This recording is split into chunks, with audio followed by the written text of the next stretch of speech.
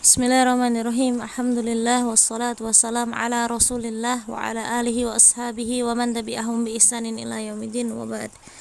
Kita melanjutkan pembahasan kitab fikih Tarbiyatil Abna, masih pada bab wa hatal anbiya'i la yamlikuna hidayatat taufiq li ahadin. Bahkan para nabi tidak berkuasa memberikan hidayah taufik kepada seorang pun. Dan kita saat ini sampai pada pembahasan yang disampaikan oleh muallif rahimahullah ta'ala berkaitan dengan kisah Nabi Yusuf alaihi salam. Muallif rahimahullah mengatakan wangzur jayyidan wa fakir bi aqlika wa qalbika fi Yusuf alaihi salam. Lihatlah dengan seksama dan pikirkan serta renungkan dengan akalmu dan hatimu berkaitan dengan apa yang dialami oleh Yusuf alaihi salam. Innahu wadhi'un wa wasimun wa jamilun fi ghayatil jamal. Beliau Nabi Yusuf alaihi salam adalah seorang yang tampan, rupawan dan gagah, bahkan memiliki ketampanan di puncak ketampanan manusia. Bal ajmalu khalqillahi minal bashar. Beliau adalah manusia yang paling tampan, makhluk Allah yang paling tampan dari kalangan manusia. Utiya syatrul hasan, utiya syatrul husni, yang mana beliau dianugerahi oleh Allah Ta'ala dengan setengah ketampanan manusia. Kama qala Nabi sallallahu alaihi wasallam, sebagaimana hal ini diterangkan oleh Nabi sallallahu alaihi wasallam. Di sini kita lihat bagaimana Allah Ta'ala zat yang maha berkuasa memberikan ketampanan, kecantikan, memberikan postur tubuh, warna kulit pada makhluknya. Ada di sana yang memang Allah anugerahkan padanya ketampanan, kecantikan, seperti Nabi Yusuf alaihissalam yang dikaruniai bahkan puncak ketampanan, setengah ketampanannya manusia. Dan di sana ada juga hamba-hamba Allah yang memang Allah takdirkan mungkin dia memiliki kulit yang gelap atau mungkin wajahnya tidak rupawan, tetapi dengan semua hal yang Allah tetapkan ini tentu di sana ada hikmah yang menyertai. Dan sebagaimana yang Allah firmankan di surat At-Tin, Allah Ta'ala berfirman, laqad khalaqnal insana fi ahsani taqwim. Sesungguhnya kami telah menciptakan manusia dalam sebaik-baik rupa, dalam sebaik-baik bentuk. Artinya apa yang ada pada diri kita sekarang, bagaimana bentuk wajah kita, warna kulit kita, postur tubuh kita, maka sesungguhnya ini adalah sebaik-baik bentuk menurut penilaiannya Allah Azza wa Jalla. Dan ini adalah karunia, ini adalah anugerah. Maka sudah seharusnya setiap dari kita bersyukur dengan apa yang Allah berikan, dengan apa yang Allah anugerahkan. Walaupun kadang-kadang kita dapati bisa jadi kita di antara saudara-saudara kita mungkin berkulit yang paling hitam.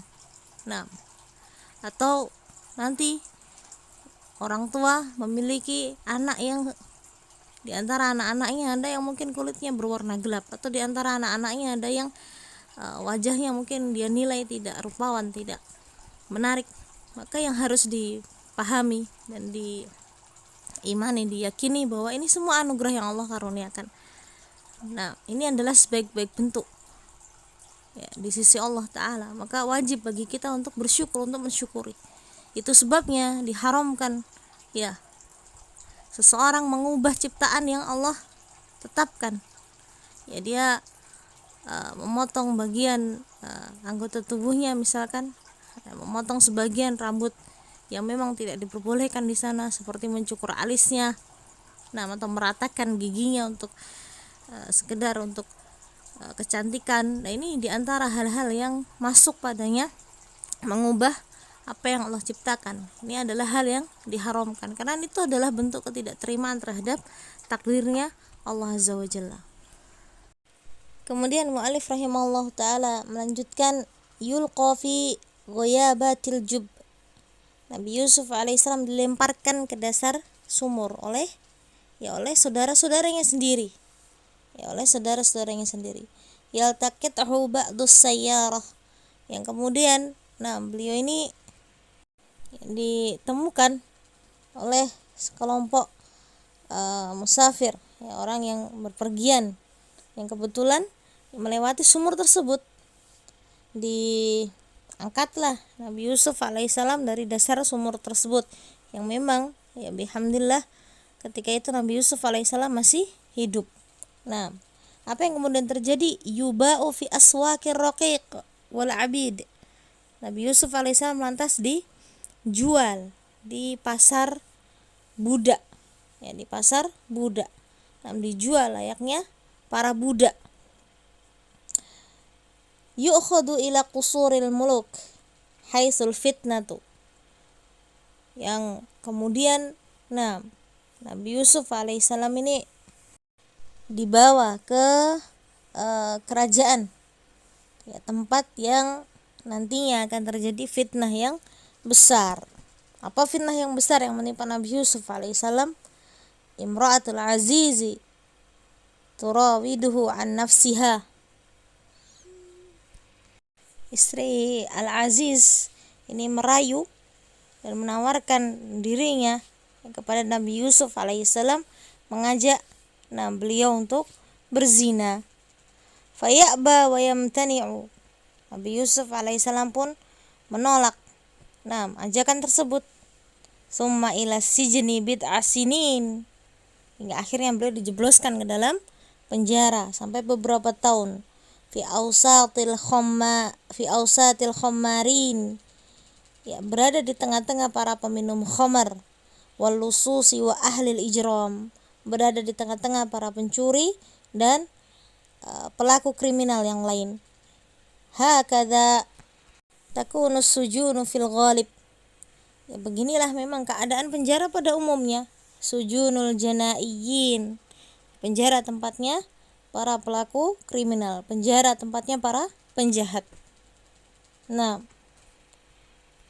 Kudhifa Yusuf alaihissalam fi hadhil awsati fatara man hafidhahu wa tara man alladhi dafa anhu syarral ashrar wa kaidal fujjari.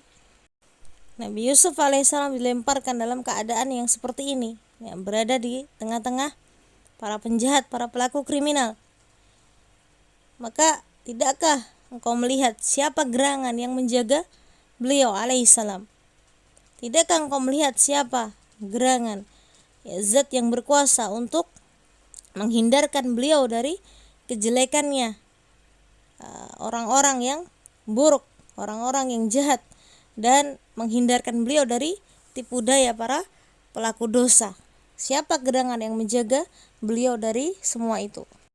Tara man kasahu bil ilmi wal hilmi ma'al jamali wal baha.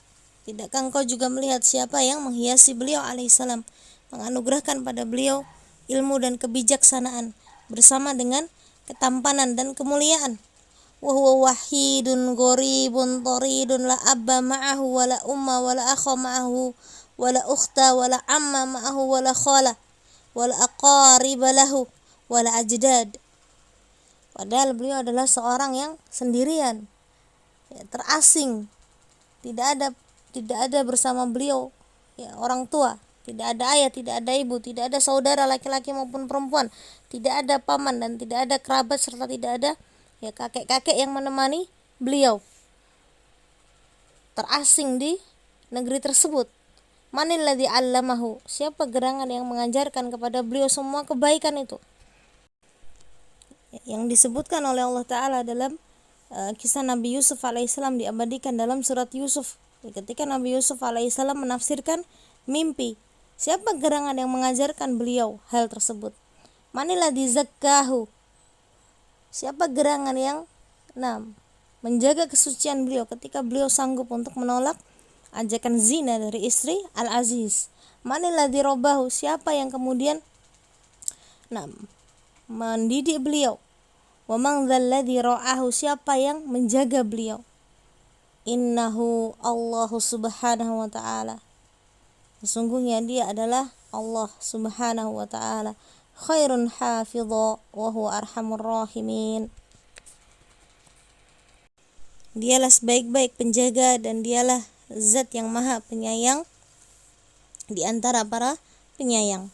Surat Yusuf ayat 64. Dari kisah Nabi Yusuf alaihissalam ini kita mengambil banyak sekali faedah. Ya, di antaranya yang pertama, annahu yata'ayyanu 'alal insani ay ya'dila baina auladih. Wajib bagi seseorang, wajib bagi setiap orang tua untuk berlaku adil kepada semua anak-anaknya. Wa yambaghi lahu idza kana yuhibbu ahadahum aktsara min ghairihi ay yukhfiya dzalika mahma amkanah. Dan ketika rasa cintanya terhadap salah satu anaknya ini lebih besar daripada anak-anaknya yang lain, maka wajib ya dia menyembunyikan perasaan itu sebisa mungkin agar tidak tampak di hadapan anak-anaknya yang lain. Dan ini diambil dari kisah yang mana?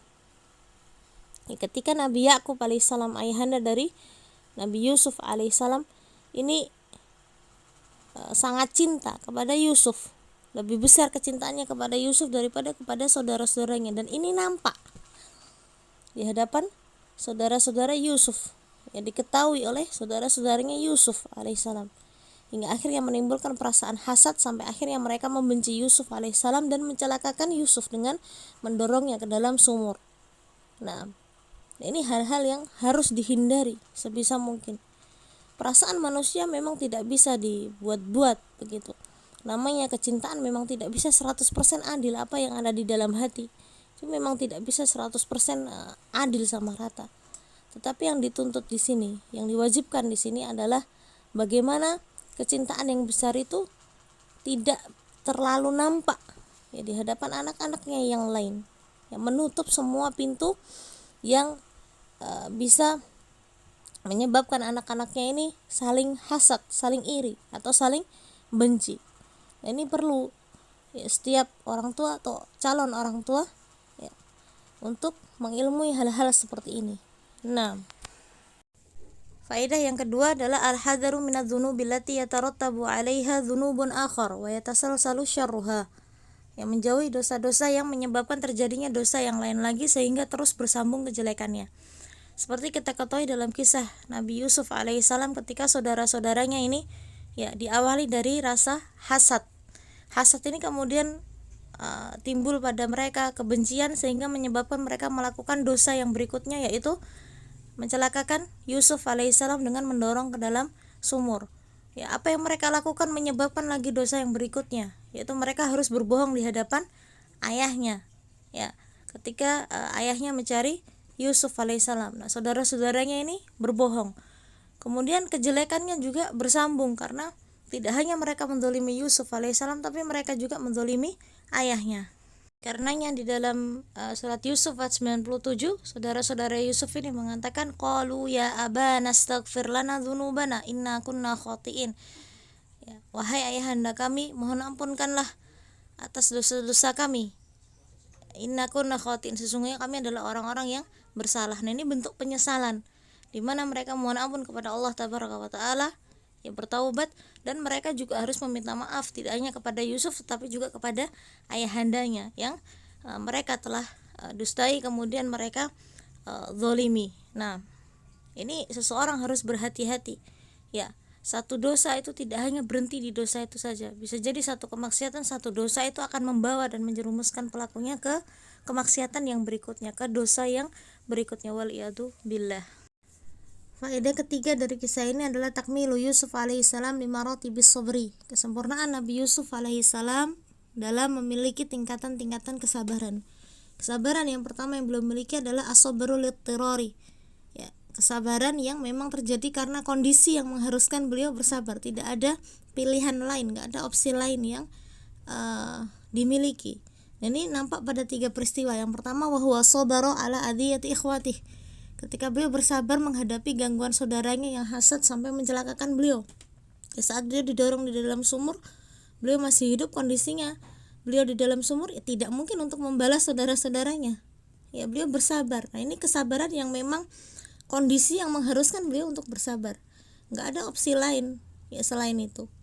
Hal yang kedua adalah wa ma tarattaba 'alaiha min bu'dihi an abawaihi, ya keadaan di mana Yusuf alaihissalam harus jauh dari kedua orang tuanya karena ya peristiwa-peristiwa yang terjadi pada beliau. Ini nggak ada pilihan lain, tidak memungkinkan bagi beliau untuk kembali ya pulang di kondisi seperti itu. Ya, beliau bersabar pada saat itu. Yang terakhir adalah wasobruhu fisijni bid'asinin, kesabaran beliau ketika dijebloskan ke dalam penjara selama beberapa tahun. Ya, apa yang bisa beliau pilih selain itu, selain bersabar? Ya nggak ada. Jadi kesabaran yang memang dipaksa untuk ada karena kondisi yang mengharuskannya. Ini namanya as-sabrul litirori, itu kesabaran yang pertama. Jenis kesabaran kedua yang dimiliki oleh Nabi Yusuf alaihissalam adalah as-sabrul ikhtiyari, ya kesabaran yang merupakan pilihan beliau sendiri. Jadi beliau memilih menguatkan hatinya untuk bersabar, padahal sebetulnya di kondisi tersebut memungkinkan beliau untuk memilih hal yang lain.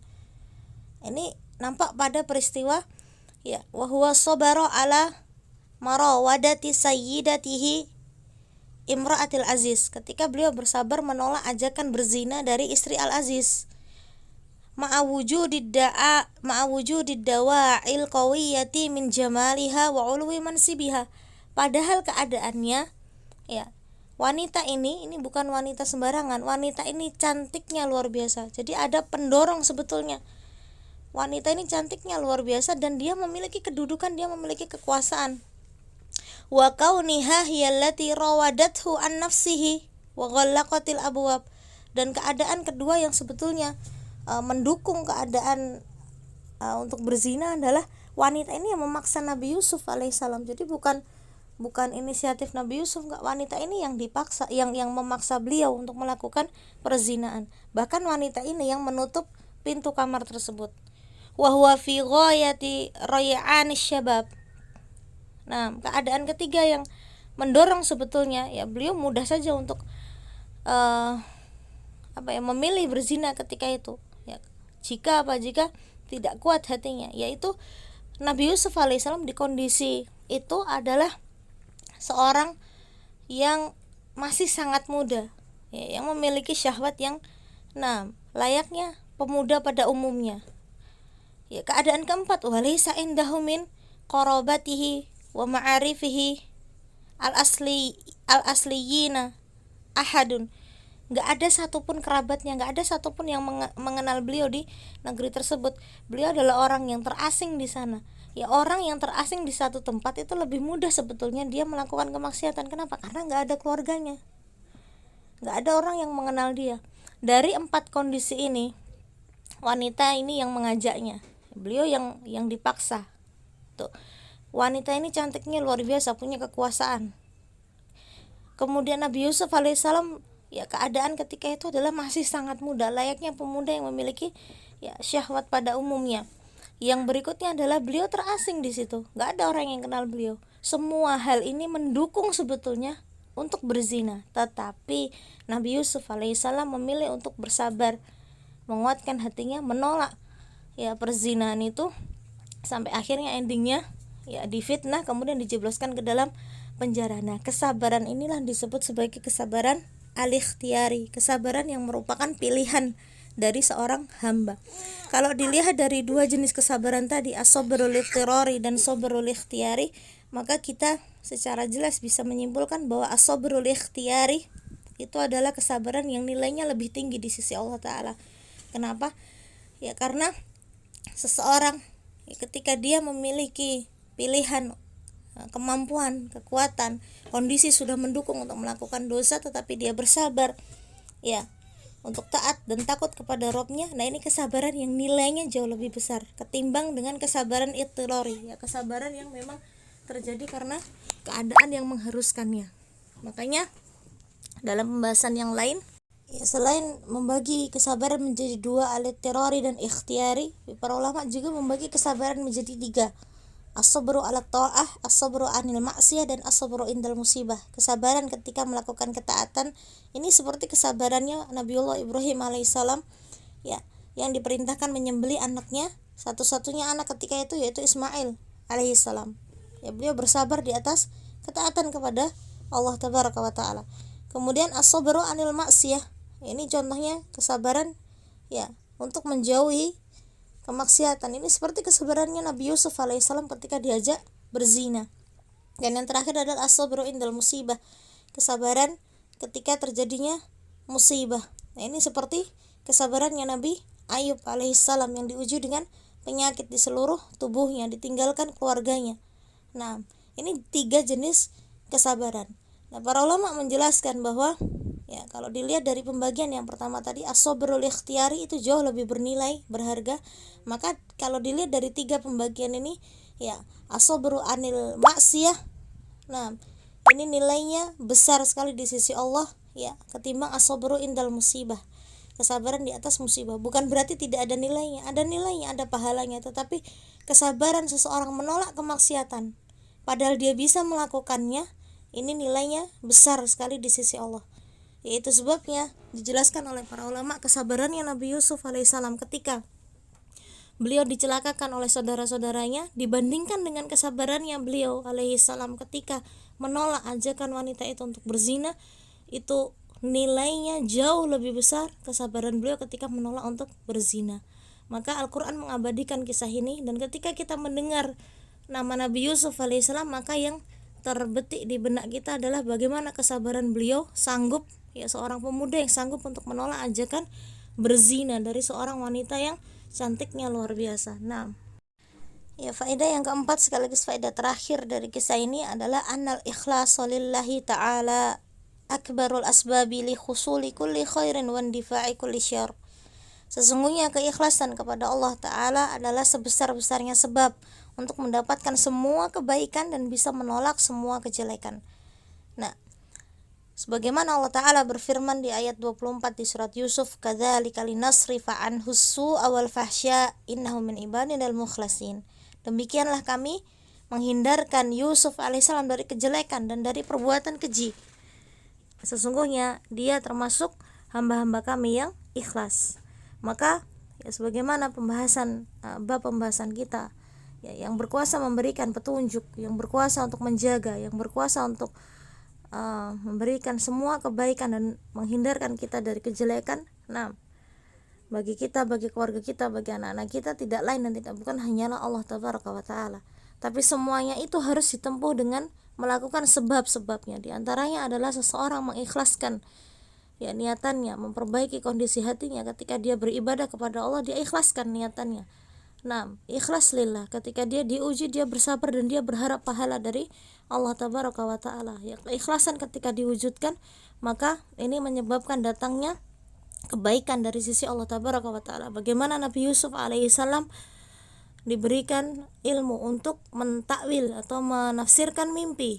Ya, Masya Allah. Kemudian Nabi Yusuf alaihissalam dijaga dari berbagai kejelekan, dilindungi oleh Allah ketika dicelakakan saudaranya, ketika dijual di pasar budak, kemudian ketika dipaksa untuk berzina. Ya, Allah Ta'ala yang memberikan kekuatan di dalam hati Yusuf alaihissalam untuk bisa kokoh memegang keimanan, sehingga menghindarkan beliau dari semua kejelekan itu. Dan di antara sebab yang harus ditempuh adalah mengikhlaskan niatannya lillahi tabaraka wa ta'ala. Nah, ini pembahasan kita ya, senantiasa kita mohon hidayah, mohon petunjuk kepada Allah tabaraka wa ta'ala. Mohon semoga Allah melembutkan hati-hati kita ya, memberikan karunia kebaikan yang luar biasa kepada kita, dan sekaligus menghindarkan kita dari semua kejelekan dan kemaksiatan. Wallahu ta'ala alam. Semoga ini bisa bermanfaat. Wassallallahu ala nabiyyina Muhammadin wa ala alihi wa ashabihi ajmain. Falhamdulillahirabbil alamin.